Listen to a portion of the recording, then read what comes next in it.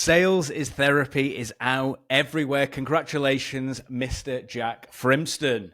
Congratulations, Zach Jonathan Thompson. You're an author, best-selling author. To be decided. Come back at 9 o'clock this evening. Is that when you find out? Or we find out this tonight? Yeah, maybe this afternoon. We'll know by tonight. By tonight, we'll actually be in person. So if anybody wants to message us on the 7th of May, London. About 6 o'clock, be together. We'll be eating poke bowls and kissing each other. Anyway, what have you got for me? Well, I thought rather than like the story, the blah, blah, blah, blah, blah, blah, people are like, what's in it for me? That's what they want to know. Short, sharp, fast. We've got no attention span anymore. Why should I read this book? So I've come up with 5 symptoms that someone might be experiencing that make it worthwhile listening to this book, therapy style, listening, reading. And you've done the same, I think, haven't you? I've done the same. I've done the exact same, but with ChatGPT. I've used ChatGPT. You have, haven't you? Well, I have used ChatGPT. I knew you had. And I didn't. All right, well, let's see what ChatGPT has to say. Give me point 1. Point 1 of the reason I actually agree with it. So, like, some of the ideas that ChatGPT gave were bad, so I've agreed. It redefines sales as human-first practice. What does that mean? Okay. So basically, not just teaching outdated persuasion tactics, it's kind of bringing it to the modern day and using more therapeutic techniques. So we know that actually sales isn't about persuasion, it's about getting people to think deeper. And that's what we need people to do. Can I get you to think deeply about said problem? If you're thinking deeply, you'll attach an emotion and then you might buy. Sales is Therapy in all good bookshops. Very nice. Good start. I'm going to hit you with something similar, but maybe make it feel a little bit more personal. Thanks. In my career, I always hated feeling like a salesperson. And I've spoken to other people who've kind of had the same thing, where they're like, oh, there's certain things that happen, certain targets, certain goals, certain ways we're told to talk that make me feel like a salesperson. And it leans a bit more on pushy and pressure. And then they end up thinking that is selling. That's what I've got to do. And obviously that's what people who don't work in sales think it is. So this book, what we wanted to do was, can you write a repeatable, predictable sales process that has no part of it that's pushy or manipulative?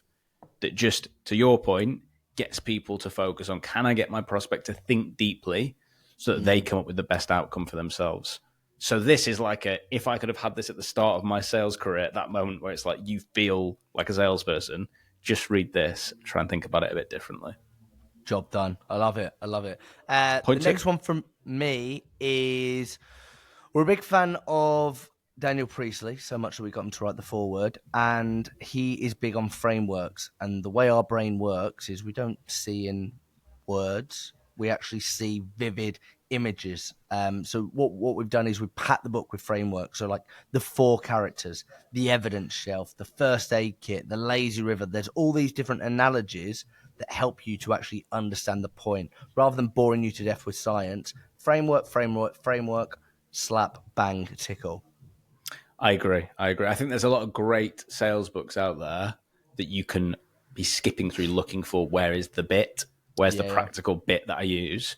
We tried to just pack this full of, you can open a chapter and then like, right, there's something I can actually apply now.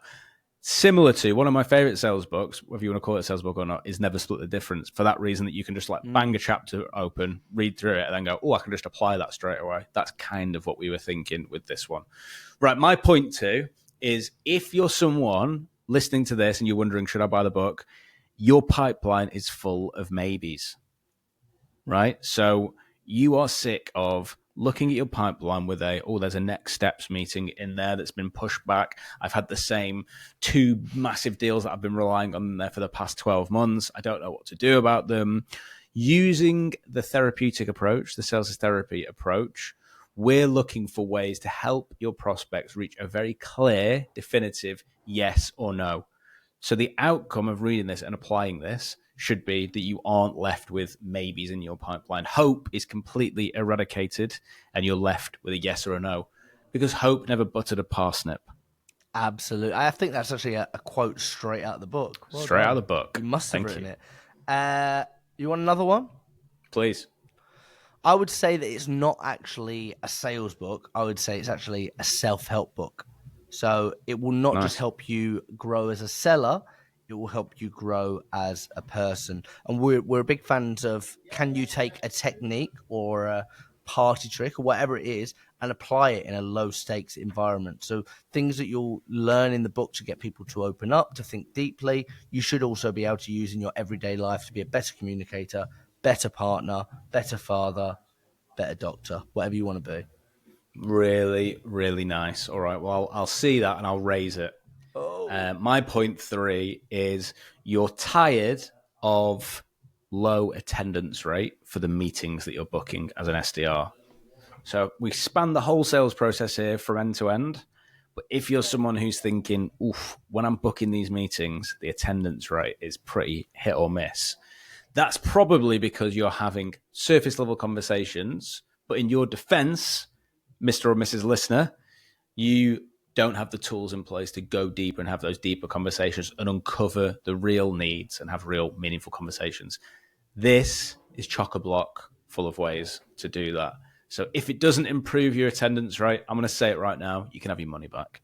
Yeah, we'll give you your money back. We're doing refunds and it's not even out yet, whatever. Next one. It is, I mean, I know we don't look old enough to have had a decade's experience each in sales, but we aren't grey-haired guys in suits that's just been doing the same thing and repeating the same mantra over and over again. We are in the trenches every day. We're still doing founder-led sales, if you want to talk about it. We're still managing teams that are on the phones, cold calling, making cold calls, all of those things. We're in the trenches. We've been there. We've seen it. We've done it. It is written by doers, not thinkers. That was a bit of a blow my own horn moment, but I liked it. No, I thought it was really good, mate. Don't be like that. Believe in yourself. So I've got here, and I think we've all been there, I certainly have, the fourth one is, you're someone where rejection seems to affect you personally. So a sales rejection suddenly becomes something that you're taking home at the end of the day, and you're having these big emotional peaks and troughs in your day. What we've tried to build into this is almost the ideal sales therapist mindset within the book. So Jack mentioned before that it's kind of got that self-help feel to it, the tools in the toolbox you need to make sure you're not attaching your self-worth to your sales outcomes, and showing how to build that resilience and emotional intelligence that should help you in all aspects of life. Because I know, and you know, Jack, that a lot of sales leaders out there are just going to tell you to like toughen up, man up, this is part of the game, but it doesn't really help you because it doesn't give you any tools to lean on. So that would be my point 4. Really nice. We're doing well here. We're doing well. Yeah. My final one is, it's modern. It's a modern day book. It's stories. It's kind of our stories. We put ourselves into that book, but it's backed by timeless wisdom, isn't it? We steal the best parts of Stoicism. We steal the best parts of neuroscience, philosophy. We've got quotes in there by some of our favorite thinkers. We are basing it on information and advice that has stood the test of time. So if it was good enough for Socrates, Zach Thompson, it's good enough for you. Spoiler alert, the objection handling framework was built by Socrates. How can that be possible? Get the book. Shout out Socrates. We're going to put his Instagram handle in the comments. And the last one from me is, you don't just want transactions.